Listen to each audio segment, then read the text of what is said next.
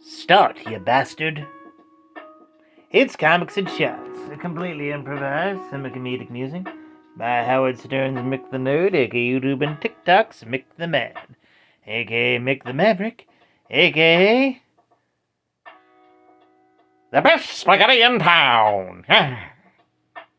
Today's subject: sales metrics of modern comic books. The memories of my youth. Like a fresh hint of lemon, you see. Back in the day, Marvel, DC, and all the others would use diamond distributors to distribute all their books to all the comic book stores across the land, and regular bookstores if they take them. And, why am I pausing? Where's the brain? And from these publishers and the distribution, Diamond would give out sales data on what are the highest grossing selling comics. And this was going great for a while. Until Diamond started to suck. Just suck out loud, just be the biggest douchebags of all time. Yeah, they ended up skimping way off the top. Like, way off the top. To the nth degree.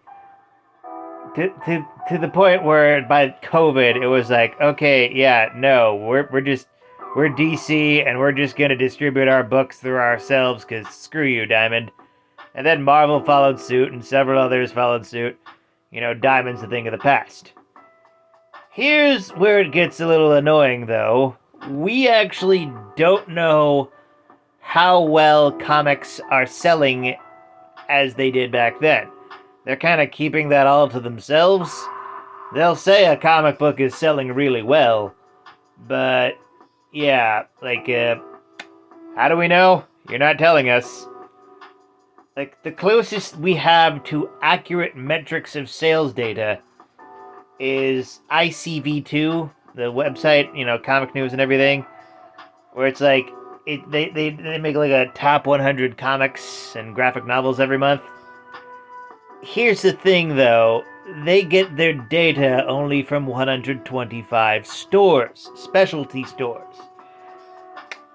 There are approximately 2 to 2.5 thousand comic book stores in the United States, meaning that metric is only 5 to 6%. Empirical data states that in order to get a properly accurate descriptor, you need at least 30. But I've also read that a small sample of random things can be just as good as a big sample. Of course, these things are just completely debatable and up to terms. Not to mention how most of these sales don't really account for digital sales of books anymore. How many people are, like, you know, on, like, those, what do you call them? You don't stream comic books, right? You know, like Marvel Ultimate, DC Online, that kind of stuff. Does that count as streaming? I don't know.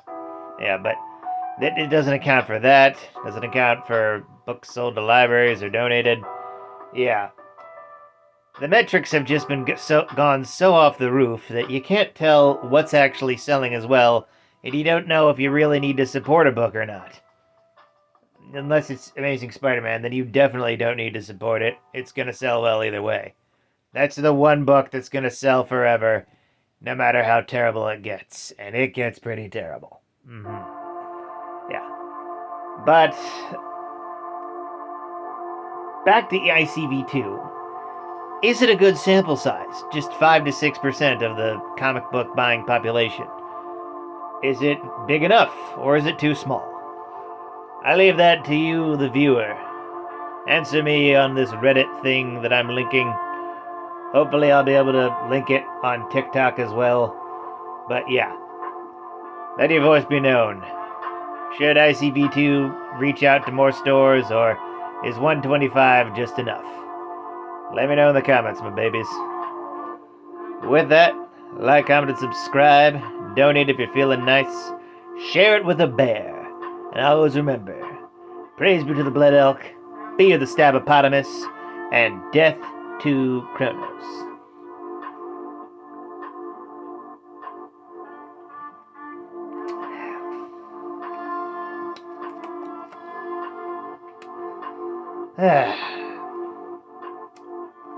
Seriously, my car wouldn't start today. Sucks. Freaking game day. But I cleaned the tub, so that's good. Have a night, folks.